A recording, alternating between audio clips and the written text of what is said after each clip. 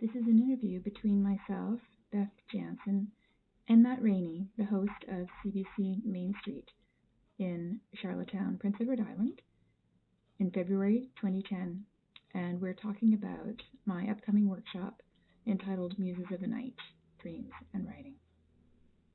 Down to sleep at night, sometimes our minds travel to some very interesting and surprising places. Beth Janzen is an island writer who has used her own dreams to create poetry, and this weekend she leads a workshop where other people will do the same. It's called Muses of the Night, Dreams and Writing. Good afternoon, Beth. Hi, Matt. How are you? Very well. Welcome back. Thank you. How did this idea come about to explore dreams and writing?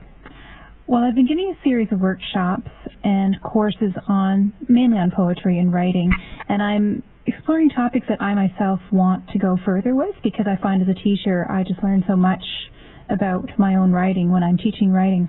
And I've written a number of poems that come from my own dreams, and I know a lot of people do that, and I thought it'd be really fascinating and generative for people to explore together in an afternoon workshop. What is it about dreams that inspire, like for you, a poem? Dreams are unedited, first of all, so startling or uncomfortable material can come up, and fantastical images, so that's very attractive to me in my own writing. But mainly, metaphors are created by the unconscious mind in your dreams. So if I'm thinking to myself, gee, I like to write a poem that has something to do with the force of nature, or of anger, or of a particular type of love, I don't have to think about what kind of metaphor might convey that. If I go to my dreams, it's all right there, and it's personal. Mm-hmm. So there's the universal symbols that we all understand, but there are also personal symbols that come up in dreams, and I really find it fascinating to explore them. And it's just a really natural jumping off place after doing some work in my notebook with a dream to put it into a poem form. Do you keep like a dream journal? I do, but I don't do it every day. It's something I do on and off for years. At certain times my dreams seem more significant than at other times, or more powerful, and then usually a period of keeping sort of daily dream journal will start with a very powerful dream. You immediately get up and write this down? Because a lot of people will have a really vivid dream and then it's gone first thing in the morning. I usually don't write in the dark. I'll get out of bed and I'll write it down on a piece of paper, sometimes in the middle of the night. But I also find it's really useful to have just a stack of index cards by the bed. And so when I wake up, just a note form will help to retain a dream, and later in the day I can make a longer narrative from it. I know a lot of people buy those books about understanding dreams and breaking down dreams, and have you read those books yourself? I actually don't really refer often to those dream dictionaries. The most useful book for me personally is a book called The Natural Artistry of Dreams by Jill Mellick.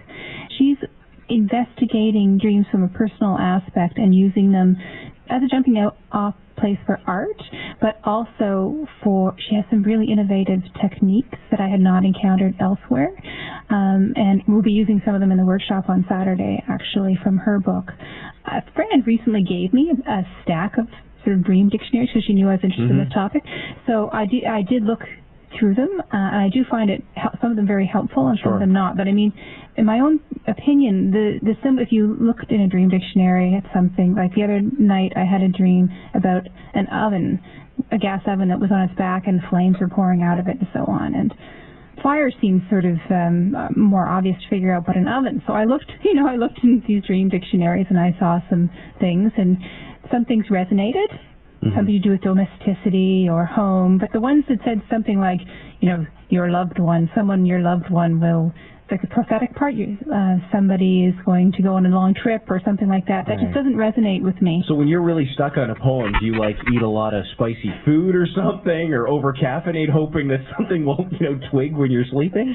No, I don't do either of those things. But it's true that if I have a problem that I want to solve, or I'm looking for inspiration, before I go to sleep, I will ask, for inspiring dream or a healing dream or something like that.